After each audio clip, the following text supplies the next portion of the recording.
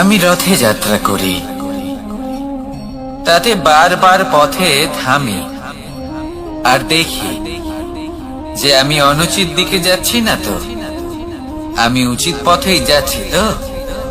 কারণটা কি? কারণ হলো যাতে আমি পথভ্রষ্ট না হয়ে যাই। জীবনযাত্রাতেও এটাই প্রয়োজন। জীবনযাত্রায় ভোগ বিলাসের পথে হারিয়ে যাওয়া খুব সহজ। বারবার থেমে আপনাকে দেখতে হবে, নিজেকে কিছু প্রশ্ন করতে হবে। আমি কি আজ সেই কর্মই করছি যেটা আমি করতে চেয়েছিলাম? আমি কি আজ সেই জীবন যাপন করছি যেমন আমি যাপন করতে চেয়েছিলাম? যদি এই প্রশ্নগুলোর উত্তর হ্যাঁ হয়, তাহলে এগোতে থাকুন, নয়তো থেমে যান এবং বিচরণ করুন। মনে রাখবেন, এই সংসার অত্যন্ত জটিল আর এতে হারিয়ে যাওয়া অত্যন্ত সরল। সেই জন্য নিজে থেকে বারবার থামা এবং জীবন চিন্তন করা অত্যন্ত আবশ্যক। তাহলে সেটাই করুন আর আমার সাথে ভালোবেসে বলুন, রাধা রাধা। এই সংসারে যখনই দুজন মানুষ একত্রিত হয়ে কোনো সমস্যার বিষয়ে আলোচনা করেন, তখন হয় সবার শেষে কোনো না কোনো সমাধান বের করেন বা কোনো না কোনো বিবাদ করেন। এই বিবাদ হলো মনুষ্য জীবনের সব থেকে বড় ঝামেলা, সব থেকে বড় সমস্যা। ভেবে দেখুন, এই বিবাদ কেন হয়? তখনই হয় যখন বার্তালাপ ঠিক মতো হয় না। আর বার্তালাপ ঠিক মতো কেন হয় না? কারণ বেশিরভাগ সময় মানুষ একটাই ভুল করে বসে। সামনের মানুষের কথা শোনেন, কিন্তু তার উত্তর দেবার জন্য, তার কথার মর্ম বোঝার জন্য নয়। কিন্তু যেদিন থেকে, যে মুহূর্ত থেকে আপনি এটা শিখতে শুরু করে দেবেন যে আমি অপরের কথা শুনবো, কিন্তু সেটা বোঝার জন্য, তাকে উল্টে জবাব দেবার জন্য নয়, সেদিন থেকেই বিবাদের সমাপ্তি ঘটবে আর বার্তালাপ স্পষ্ট হয়ে যাবে। দেখুন, হয় সামনের মানুষের কথা বুঝতে শিখুন, বা নিজের বক্তব্য ভালোভাবে সামনের মানুষটাকে বুঝিয়ে বলুন। বার্তালাপ নাকি বিবাদ, আপনি কোনটা চান? সিদ্ধান্ত আপনার। আসুন আর আমার সাথে ভালোবেসে বলুন, রাধা রাধা। কাম, তৃতীয় পুরুষার্থ। এবার অধিকাংশ মানুষই কাম বলতে বিলাসিতা, বাসনা, লালসা মনে করে ফেলে। আসলে এমন কিছুই নয়। কামের বাস্তবিক অর্থ কি? কামের বাস্তবিক অর্থ হলো কামনা। প্রতিটা ব্যক্তি, প্রতিটা মানুষ, প্রতিটা জীব এই সংসারে কোনো না কোনো বিশেষ কারণে আসে। সেই কারণকে পূর্ণ করার জন্য কর্ম করাকে কাম বলে। এখন সেটা সবার জন্য ভিন্ন হতে পারে। কারোর কাছে সেটা জ্ঞান অর্জন করা হতে পারে, আবার কারোর কাছে নির্মাণ করা হতে পারে। কারোর জন্য পরিবারকে সঞ্চালন করা হতে পারে, আবার কারোর জন্য এই সংসার থেকে পাপ দূর করা হতে পারে। কিন্তু সব থেকে গুরুত্বপূর্ণ হলো যে মানুষ যেন নিজের কর্ম ঠিক করে করে, সম্পূর্ণ যত্ন নিয়ে করে। তৃতীয় পুরুষার্থ মানে এই কাম। এটার অনুচিত অর্থ নিজেকে বোঝানো মানেই সমগ্র জীবনকে অর্থহীন করে দেওয়া। তাই প্রেম দ্বারা আপনার এই সংসারে আসার কারণটাকে অনুসন্ধান করুন, আর এই প্রেমের সাথেই বলুন, রাধা রাধা। প্রেম আড়াই অক্ষর, মাত্র আড়াই অক্ষরের এই শব্দ প্রেম, এর মধ্যে ত্রিলোকের এবং সমগ্র ব্রহ্মাণ্ডের বীজ নিহিত আছে। এমন কি আছে যে এই প্রেম করতে পারে না? যেখানে শক্তি এবং বিদ্যা প্রয়োগ করে আপনি কিছুই করতে পারবেন না, সেটাও প্রেম দ্বারা অর্জন করা সম্ভব। প্রেম চাইলে পাথরেও ফুল ফোটাতে পারে। প্রেম চাইলে ন্যাড়া পাহাড়ের বুক চিরে নদীপথ তৈরি করতে পারে। চাইলে নিরক্ষর ব্যক্তিকে সংসারের শ্রেষ্ঠ জ্ঞানী করে তুলতে পারে। শুধুমাত্র এই প্রেমের জন্য সবার দুষ্টু কানাই ঘনশ্যাম হয়ে উঠেছিল। শুধুমাত্র এই প্রেমের টানেই ত্রিলোকের স্বামী দ্বারকাধীশ নির্ধন সুদামার পদসেবাও করেছিলেন। এই প্রেম হলো সংসারের সব থেকে বড় শক্তি। এই সংসারের আধার হলো প্রেম। এমন কিচ্ছু নেই যা এই প্রেমের পক্ষে সম্ভব নয়। যেখানে বিদ্যা এবং শক্তি সাহায্য করতে পারে না, সেখানে এই প্রেম আপনাকে জয়ী করে দিতে পারে। তাহলে আসুন আর আমার সাথে ভালোবেসে বলুন, রাধা রাধা। আমরা যখনই কোনো যাত্রায় যাব বলে মনে করি, তখনই আমরা প্রস্তুত থাকি আসন্ন বিপদের জন্য বা সংকটের জন্য। যেমন যদি আমাদের মনে হয় যে আজকের পরিবেশ খুব ঠান্ডা হবে, তাহলে আমরা গরম বস্ত্র ধারণ করি বা সেটাকে সাথে নিয়ে যাই। যদি মনে হয় যে বৃষ্টি হতে পারে বা বৃষ্টি হয়ে চলেছে, আমরা দেখছি, তাহলে আমরা একটা ছাতা সাথে নিয়ে নিই। আমরা প্রস্তুত থাকতে চাই এবং এটাই উচিত। এবং সেই কারণেই আমরা যাত্রায় সাফল্য লাভ করি। কিন্তু যদি আমরা কথা বলি জীবনযাত্রা নিয়ে, যা কিনা সব থেকে বেশি গুরুত্বপূর্ণ, তাহলে তার জন্য আমরা পূর্ণরূপে প্রস্তুত থাকি না। আশেপাশের মানুষ, এই সমাজ, আমাদের সাথী, আমাদের মিত্ররা যে কোনো মুহূর্তে বদলে যেতে পারেন। সেই জন্য আমরা নিজেদেরকে কখনো সাবধান করি না, কখনোই নিজেদের প্রস্তুত করি না। আমাদের এটা কখনোই মনে হয় না যে এরকম হতে পারে। আর সেই কারণেই শেষে গিয়ে আমরা অত্যন্ত দুঃখ পাই। একটা অমূল্য শিক্ষা আছে যেটা আমাদের লাভ করা উচিত। সতর্ক থাকা উচিত। এই জীবনযাত্রার জন্য শুধুমাত্র এই পরিবেশের বিষয়ে তথ্য সংগ্রহ করা বা তাকে অনুমান করা, এটুকু হলেই চলবে না। আমাদের আশেপাশের মানুষজনকে দেখতে হবে, তাদের স্বভাব পরিস্থিতির ওপর নজর রাখতে হবে। যখন তারা রং পাল্টাচ্ছেন, নজর রাখতে হবে। তা অত্যন্ত আবশ্যক। পরিবর্তন আপনার জীবনে অবশ্যম্ভাবী। সঠিকভাবে তার সম্মুখীন হন। আসুন আমার সাথে ভালোবেসে বলুন, রাধা রাধা। আপনি এটা শুনে থাকবেন যে ছোট্ট একটা বালক, সে ঈশ্বরের প্রতিরূপ হয়। কিন্তু এমন কেন বলা হয় তা কি আপনি কখনো ভেবে দেখেছেন? আমি আপনাকে বলছি। কোন একটা ছোট্ট বালককে দেখুন, সে কি করে? সকলকে সমান চোখে দেখে। ওর মনে না কোনো ছলনা রয়েছে, না কোনো কপটতা, না অহংকার রয়েছে, আর না কোনো বিষয় নিয়ে কোনো চিন্তা। সকলকে সে সমান চোখে দেখে আর নিজের মধ্যেই প্রসন্ন থাকে, সকল বিকার থেকে মুক্ত। এগুলোই তো সেই গুণ, সেই বালকের মধ্যে, যা হলো ঈশ্বর স্বরূপ। এবার ভেবে দেখুন, যদি প্রত্যেকটা মানুষ এই ছোট বালকের মতো সেই সব গুণ নিজের মধ্যে জাগ্রত করে তোলে, তাহলে কি হবে? তারাও ঈশ্বর তুল্য হয়ে উঠবে। তাই আপনিও এটাই করুন। নিজের মনকে বিকার মুক্ত করুন সেই ছোট্ট বালকের মতো। মনের মধ্যে না কোনো চিন্তা রাখবেন, না মোহ, না ক্রোধ, না কোনো রকমের ছলনা বা কপটতা। সবাইকে সমান চোখে দেখুন আর নিজের মনেই প্রসন্ন থাকতে শিখুন। এই মন প্রেমময় হয়ে বলবে, রাধা রাধা। আমাদের মনে যখন কোনো প্রশ্ন ওঠে, কোনো দ্বন্দ্ব জাগে, তখন আমরা যাই আমাদের গুরুর কাছে, আমাদের আরাধ্যের কাছে গিয়ে জিজ্ঞেস করি। এইভাবেই একদিন আমি পৌঁছলাম আমার আরাধ্যের কাছে, আমার মহাদেবের কাছে, আর ওনাকে প্রশ্ন করলাম যে মহাদেব, জীবনে আনন্দ পাওয়ার, উৎসব পালনের প্রেম ভাগ করে নেবার, জীবনকে উপভোগ করে নেওয়ার সর্বশ্রেষ্ঠ সময় কোনটা?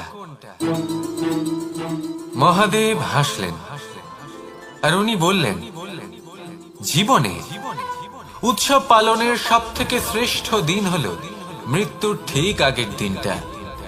প্রেম ভাগ করে নেওয়ার সব থেকে শ্রেষ্ঠ মুহূর্ত হলো মৃত্যুর ঠিক আগের মুহূর্ত। জীবনকে উপভোগ করে নেওয়ার সর্বশ্রেষ্ঠ প্রহর হলো মৃত্যুর এক প্রহর পূর্বে। তখন আমি চমকে গেলাম। আমি বললাম, কিন্তু মহাদেব, মৃত্যু তো অনিশ্চিত, আমরা জানিও না কবে আমাদের মৃত্যু হবে। মহাদেব আবার হাসলেন। উনি বললেন যে যদি আমরা এভাবে জীবন কাটাই যে আমরা জীবনের প্রত্যেক দিন, প্রত্যেক মুহূর্ত, প্রত্যেক প্রহর শেষ বলে মনে করি, তাহলে আমাদের সমস্ত জীবন আনন্দের সাথেই অতিবাহিত হবে। কি বলেন?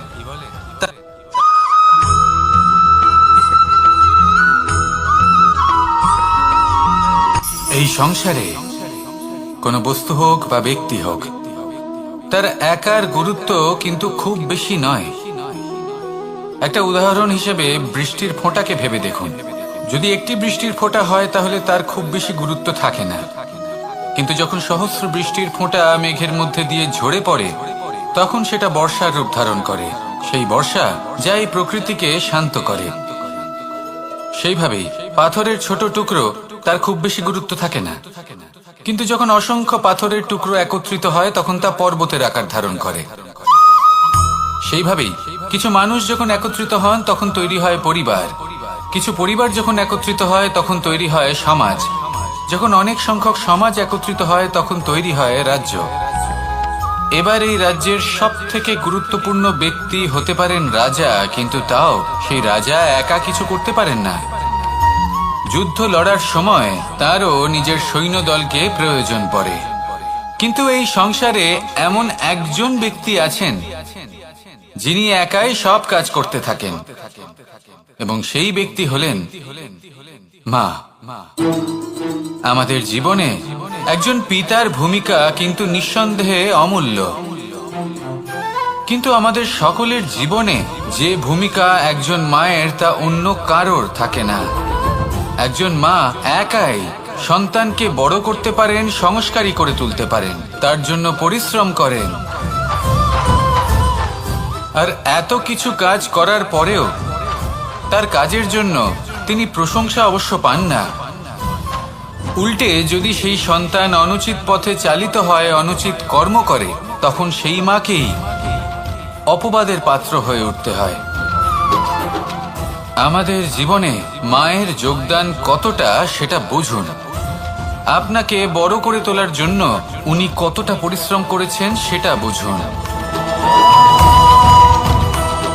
আজ থেকে, এখন থেকে, এই মুহূর্ত থেকে মাকে সম্মান করতে শিখুন।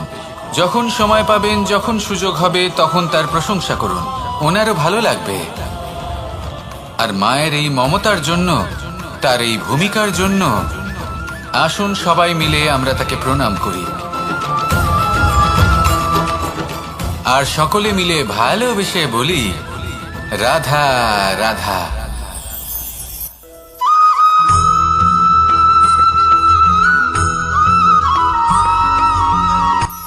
এই সংসারে সাফল্য লাভ করার জন্য জ্ঞানের প্রয়োজন হয়, পরিশ্রমের প্রয়োজন হয়, দৃঢ় নিষ্ঠার প্রয়োজন হয়, নিরন্তর চেষ্টা করা প্রয়োজনীয়। কিন্তু আরো কিছু আছে যা অত্যন্ত প্রয়োজনীয় এবং গুরুত্বপূর্ণ। তা হলো ভালো বন্ধু। তাদের থাকা অত্যন্ত প্রয়োজনীয়। যদি ভালো বন্ধু থাকে তাহলে সময় এলে তারা ঢাল হয়ে আপনাকে সুরক্ষা করবেন।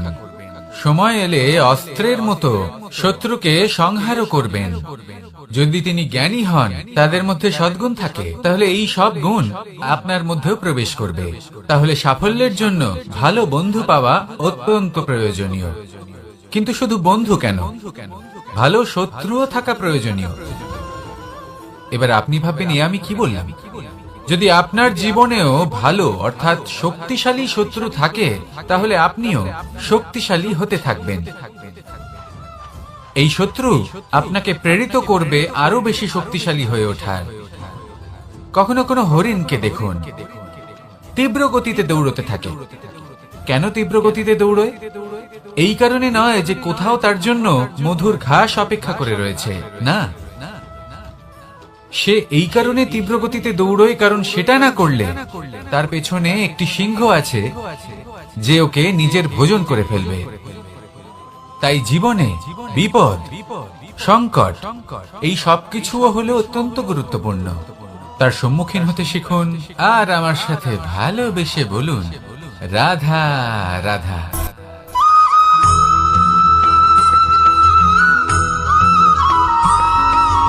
কথায় আছে, প্রত্যেক পুত্র তার পিতার প্রতিচ্ছবি হয়, আর সমস্ত প্রতিচ্ছবি চায় যেন সে তার অস্তিত্ব প্রাপ্ত করতে পারে। পুত্র চায় সে যেন তার পিতার মতো হয়, বা কখনো কখনো তার থেকেও শ্রেষ্ঠ হয়। সেটা কোনো অনুচিত ব্যাপার নয়। অনুচিত তখন হয় যখন পুত্র নিজের পিতার মতো হবার স্বপ্ন পূরণ করতে গিয়ে বা তার থেকেও শ্রেষ্ঠ হওয়ার স্বপ্ন পূরণে অনুচিত পথের আশ্রয় নেয়। কারণ তারপরে সে তার পিতার গুণগুলি আত্মসাৎ করতে চায় না। সে শুধুই এটা চায় যে সংসারের চোখে যেন আমি শ্রেষ্ঠ প্রমাণিত হই। এটা অনুচিত। সংসারে এমন অনেক মানুষ আছেন যারা এই কারণে শ্রেষ্ঠ হওয়ার চেষ্টা করেন যাতে তার পরিবারের তার পিতার সম্মান বৃদ্ধি পায়। এমনও মানুষ থাকেন, আর এটাই হলো পার্থক্য উদ্দেশ্যের। মনে রাখবেন, যদি আপনার উদ্দেশ্য শুভ হয় তাহলে পথও শুভ হবে, যদি আপনার উদ্দেশ্য অশুভ হয় তাহলে পথও অশুভ হবে। তাহলে নিজের পিতার মতো হবার চেষ্টা অবশ্যই করুন, তার থেকেও শ্রেষ্ঠ হওয়ার চেষ্টা অবশ্যই করুন, কিন্তু মনে রাখবেন আপনার সংকল্প আর আপনার উদ্দেশ্য এই দুই শুভ হওয়া উচিত। তাহলে আসুন আর আমার সাথে ভালোবেসে বলুন, রাধা রাধা।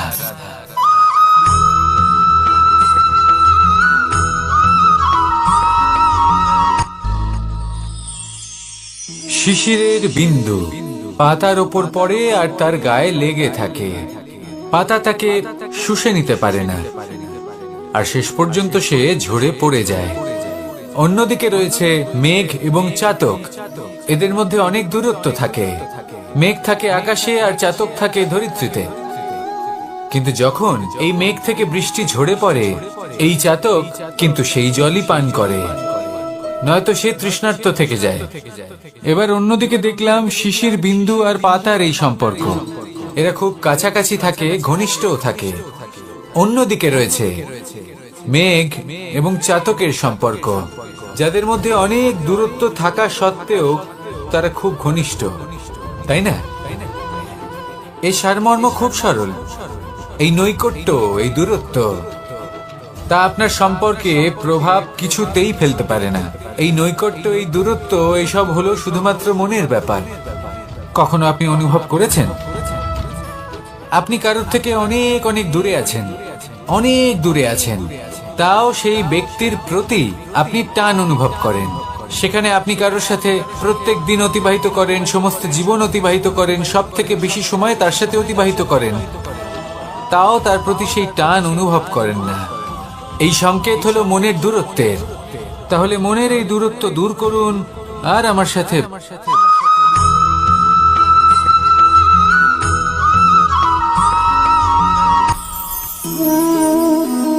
শক্তি এক অত্যন্ত বিচিত্র বস্তু, বা বলতে পারেন অনুভূতি। পিতা সবসময় চান যেন তিনি তার শক্তি পুত্রকে। আসুন আপনাকে সহজে বোঝাই। যদি আপনি সুপাত্র হন আর আপনাকে শক্তি দেওয়া হয়, তাহলে আপনি সেই শক্তির গুরুত্ব বুঝবেন, কোথায় সেই শক্তি প্রয়োগ করা উচিত সেটা বুঝবেন। আর এটা যেহেতু অর্জন করা শক্তি হবে, সেই শক্তির অপব্যবহার হবে না। কিন্তু যদি এই আপনি কুপাত্র হন আর যদি আপনাকে এই শক্তি দেওয়া হয়, তাহলে কি হবে? দেখতে গেলে এই শক্তি আপনি দান হিসেবে পেয়েছেন, তাই না আপনি এই শক্তির গুরুত্ব বুঝবেন আর না এর প্রয়োগ আপনি জানবেন। তার অপব্যবহার হওয়া সুনিশ্চিত। তাই যদি আপনি কোনো শক্তি অর্জন করতে চান, তাহলে আগে তার যোগ্য হয়ে উঠুন। পুত্র নয়, পাত্র হয়ে উঠুন। আর আমার সাথে ভালোবেসে বলুন, রাধা রাধা।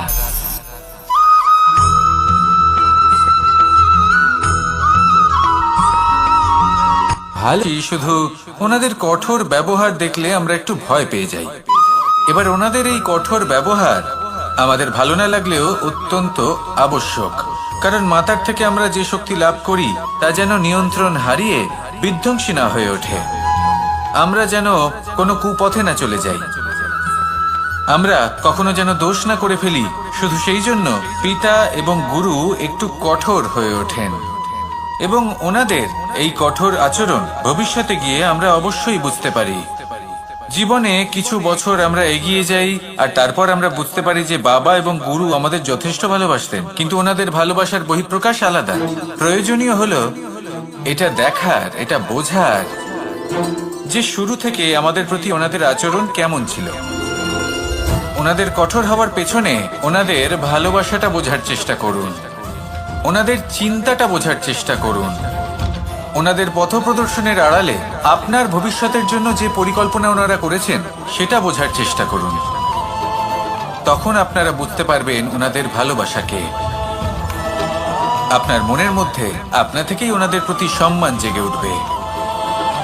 নিজের পিতা এবং নিজের গুরু এই দুজনের প্রতি কৃতজ্ঞতা প্রকাশ করুন আর আমার সাথে ভালোবেসে বলুন, রাধা রাধা।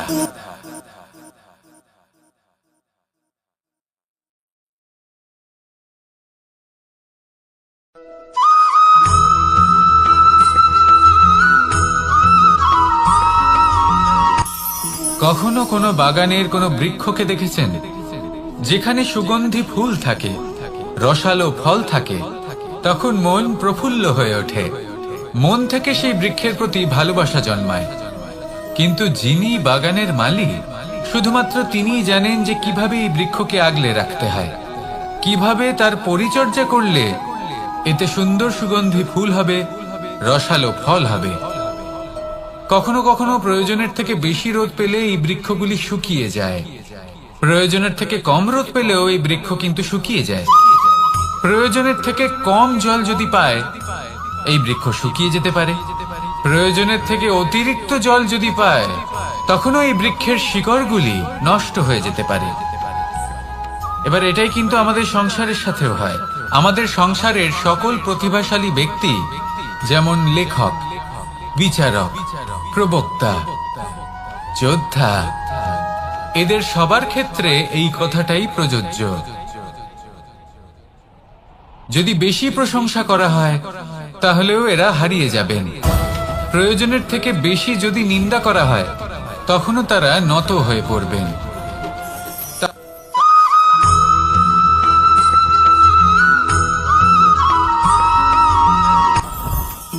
জীবনে কিছু শেখা অত্যন্ত গুরুত্বপূর্ণ। এবার কি কি শিখতে হবে সেই সব শেখানোর জন্য অনেক শিক্ষক রয়েছেন, কিন্তু কি শিখবেন না আর কি করবেন না এটা আমাদের নিজের অভিজ্ঞতা দিয়ে শিখতে হয়। কিন্তু তার মানে এটা নয় যে যদি আপনাকে শিখতে হয় যে আগুনের তাপ কতটা, আপনাকে আগুনের মধ্যে হাত দিতে হবে। না, অন্য কারোর অভিজ্ঞতা দ্বারাও শিখতে পারেন। প্রশ্ন শুধুমাত্র একটাই যে আপনি কি শিখতে চান নাকি চান না। যদি আপনি এটাই ভাবেন যে আমি শুধুই নিজের অভিজ্ঞতা দ্বারাই শিখতে চাই, তাহলে জীবনকাল ছোট মনে হবে, অনেক কিছুই শিখতে পারবেন না। তাই নিজের সাথে সাথে বড়দের অভিজ্ঞতা দ্বারাও শেখা শুরু করে দিন, এই সংসারের অভিজ্ঞতা দ্বারা শিখতে শুরু করে দিন। আর এটা নিশ্চিত রূপে শেখা আবশ্যক যে কখন কি করবেন না, কোথায় থামতে হবে আর কোথায় থামবেন না। তাহলে আসুন আর আমার সাথে ভালোবেসে বলুন, রাধা রাধা।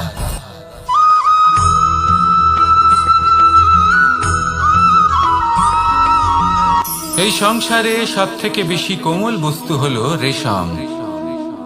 এই রেশম এতটাই কোমল হয় যে এর পুরো একটা থান শুধুমাত্র একটা হাতে ধরা সম্ভব। কখনো ভেবে দেখেছেন এই রেশম কিভাবে হয়? একটি কীট তার লালার দ্বারা উৎপন্ন হয়।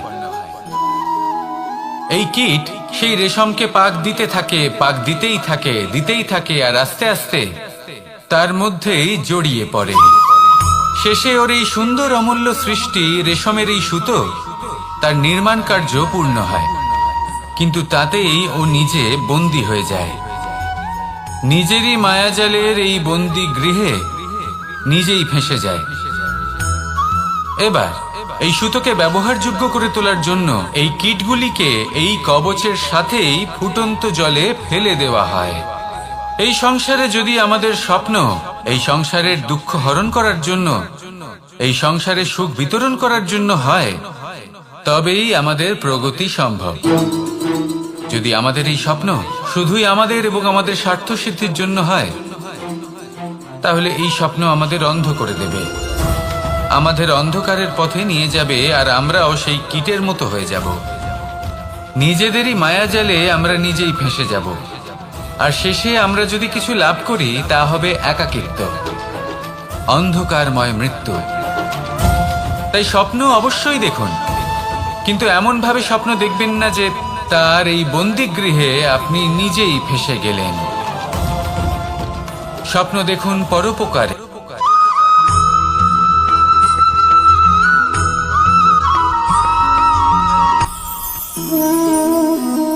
শক্তি এক অত্যন্ত বিচিত্র বস্তু, বা বলতে পারেন অনুভূতি। পিতা সবসময় চান যেন তিনি তার শক্তি পুত্রকে। আসুন আপনাকে সহজে বোঝাই। যদি আপনি সুপাত্র হন আর আপনাকে শক্তি দেওয়া হয়, তাহলে আপনি সেই শক্তির গুরুত্ব বুঝবেন, কোথায় সেই শক্তি প্রয়োগ করা উচিত সেটা বুঝবেন। আর এটা যেহেতু অর্জন করা শক্তি হবে, সেই শক্তির অপব্যবহার হবে না। কিন্তু যদি এই আপনি কুপাত্র হন আর যদি আপনাকে এই শক্তি দেওয়া হয়, তাহলে কি হবে? দেখতে গেলে এই শক্তি আপনি দান হিসেবে পেয়েছেন, তাই না আপনি এই শক্তির গুরুত্ব বুঝবেন আর না এর প্রয়োগ আপনি জানবেন। তার অপব্যবহার হওয়া সুনিশ্চিত। তাই যদি আপনি কোনো শক্তি অর্জন করতে চান, তাহলে আগে তার যোগ্য হয়ে উঠুন, পুত্র নয় পাত্র হয়ে উঠুন। আর আমার সাথে ভালোবেসে বলুন, রাধা রাধা।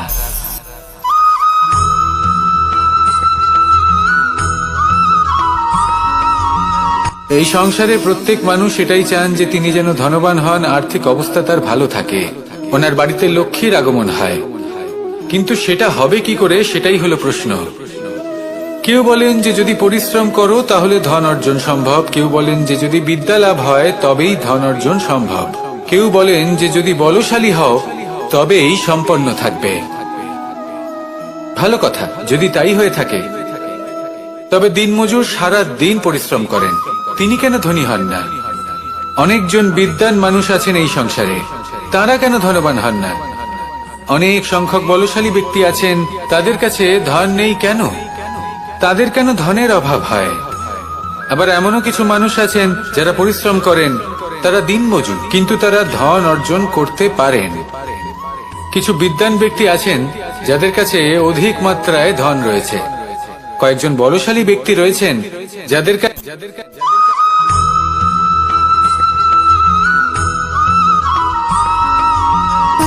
সুখ, দুঃখ এবং শক্তি, এই তিন হলো এই সংসারের ত্রিদেবের মতো।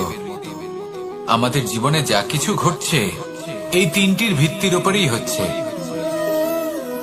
আসলে এই সংসারের একটা নিয়ম আছে, যখনই আপনি কিছু লাভ করেন, এই সংসার আপনার পরীক্ষা নেয়।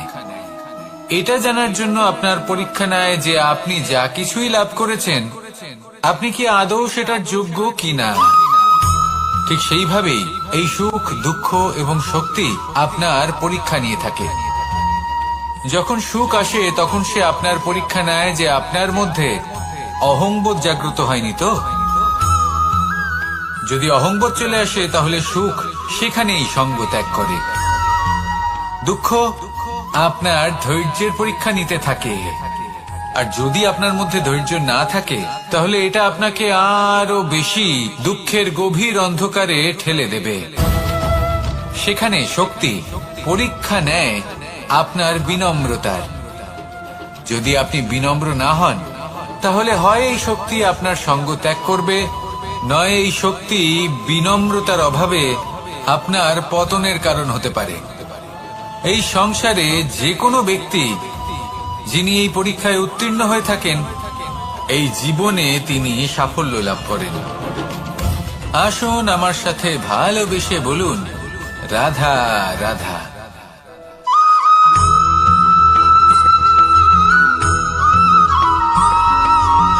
পঞ্চতত্ত্বের মধ্যে দ্বিতীয় তত্ত্ব হল ধরণী, ভূমি, যাকে আমরা ধরণী মাতা বলি। এই ধরণী ধৈর্য ধারণ করে, আর এর ওপরেই আমাদের সমগ্র সংসার নির্ভরশীল। কারণ এই ভূমি সহ্য ক্ষমতা রাখে, এর সহ্য ক্ষমতা হলো অপরিসীম। সন্তান যতই আঘাত প্রদান করুক না কেন, প্রেম পূর্বক সহ্য করে, আর তার বদলে অমূল্য রত্ন প্রদান করে। সন্তান যদি হাল চালায়, তাহলে তার বদলে তাকে অন্ন প্রদান করে। এটাই হলো ধরণী। এবার এর থেকে আমরা কি শিক্ষা পেতে পারি? এটাই যে কারোর জন্য কিছু করা বা কাউকে কিছু দেওয়া মনে কোনো কামনা ছাড়াই। আর এই কথাটা বুঝে যান, যদি কারোর জন্য কামনা না রেখে বা কোনো পাওয়ার আশা না রেখে কারোর জন্য কিছু করেন বা কারোকে কিছু দেন, যদি এটা আপনি শিখতে পারেন, তবে আপনি ভালোবাসতে শিখে গেছেন। আর সেই জন্যই এই ধরিত্রীকে মাতা বলা হয়। কারণ মাতা শুধু উনি নন যিনি গর্ভে সন্তানকে ধারণ করেন, মাতা তো উনিও যিনি জীবন বাঁচতে শেখান, যিনি জীবন বাঁচার উদাহরণ প্রদান করেন। তাহলে ধরণীর থেকে এই নিঃস্বার্থ ভাব শিখুন, নিঃস্বার্থ ভালোবাসা শিখুন, আর এই ভালোবাসার সাথেই বলুন, রাধা রাধা।